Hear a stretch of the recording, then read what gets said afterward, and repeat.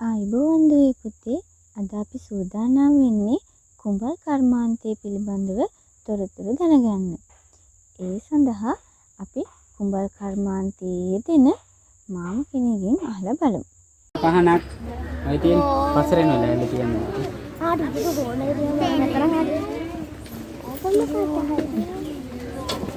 නෝ මම දාන්න වීඩියෝ කළ වලට බලන්න. කලේ අක්කා දැම්මේ.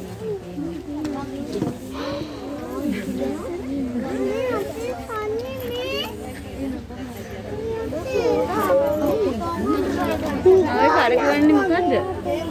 මොකද කියන්නේ? සගබෝරුව. ඒක කරකෙද්දි තමයි මැටි කුඩියක් තියලා ඉස්සරහට හදලා. මේක ඇවිල්ලා ඇතිලියක්. පස්සරෙන් පුතේ. මේක වදී. ඒක අනිවාර්යයෙන් සාමාන්‍ය වෙලිච්චා මේ උපකරණයෙන් ඒකට කියන්නේ ගල සහ ලෑල්ල කියලා. මේ ගල ඇතුළට දාලා වටේ හොඳට තල්ලා යට අඩිය හදනවා. ඊට පස්සේ මැදලා හොඳට පොලිෂ් කරලා බුච්ච කොහොමද ඔය රතු පාට වෙන දර වලට.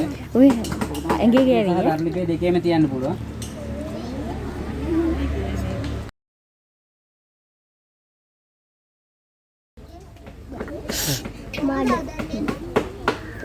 මොකද?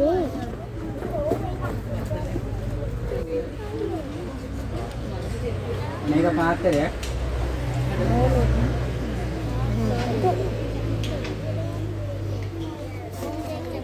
ඕනම පෙරලෙයිද? මඩ.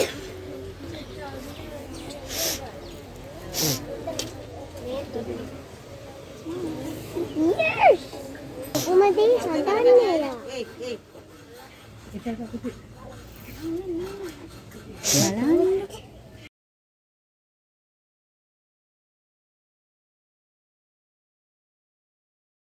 මේක වෙලන මල් දාන්න ගෙවල් ඉස්සර එකක්. ඔය විදිහට තමයි සකපෝරේ තියෙන ඔය ඇතිලි තාච්චි ඒතල් මැටිකෝක හැමම දෙයක්ම මේ සකපෝරුවේ තමයි හදලා තියෙන්නේ. ඒකෙන් පස්සේ ආපු පෝරුවකුත් තියෙනවා. ඒකට කියන්නේ පාසකපෝරුව කියලා. ඒත් හදන්නේ අතින් තමයි කොහොම මින්නේ කරකවන ක්‍රමය විතරයි වෙනස්. කරකවන්නේ කකුලෙන්. ඒකට කියන්නේ පාසකපෝරුව කියලා. අරක තමයි පැරණි මේක. ඊට පස්සේ ආපු එක තමයි මේක. බලා ගන්න මේ දෙක. මේක ඉන්නේ දීපෝ මෙනවා අනිවාර්යෙන් 37 ට කට්ටිය. මේක තමයි පහේ කට්ටිය නාගන්න මැටි භාජන හදන්න වතුර ගන්න උපකරණෙට කියන්නේ හිංගිරි මුට්ටිය කියලා. අවුරුදු 2 කට කලින් 37 ට ආවා. මේ වැටේ මේ භාජන හදන්න වතුර ගන්න උපකරණ ඒකට කියන්නේ හිංගිරි මුට්ටිය කියලා.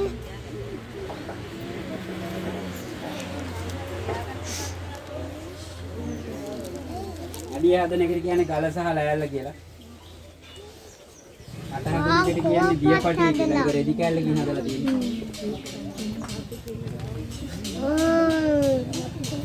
පසිරු එක. කොහොම තමයි හැමදේම හදලා තියෙන්නේ. මේ කෝප වර්ග විතරයි අජ්ජෝල අනිත් ඒවා ඔක්කොම මේ සකපෝරු වල හදාපුවා.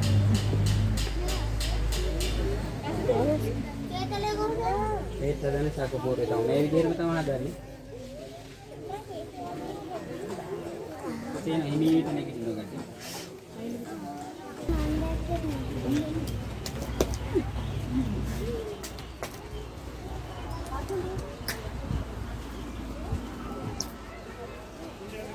අපි අංකෝ අපේ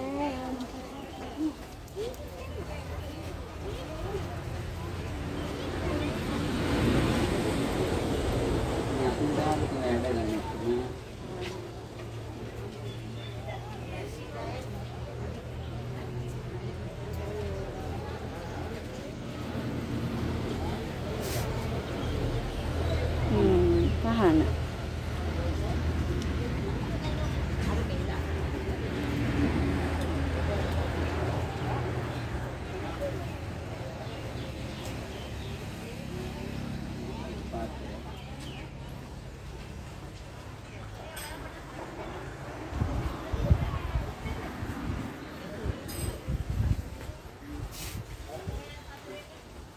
කොහොමද හැම බාන්නේම හදන්න.